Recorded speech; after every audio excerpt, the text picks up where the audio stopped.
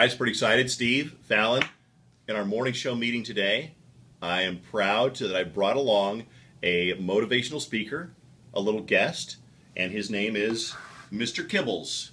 Mr. Kibbles, how are you this morning? Well, I'm really good, Dave. Thanks for asking. I'm here to present you with a motivational quote. Really? A motivational quote, Mr. Kibbles. What is the motivational quote? Think outside the box. Think outside the bun?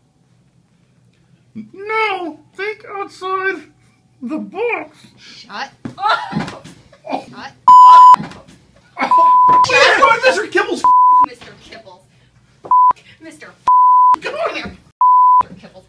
Mr. Kibbles.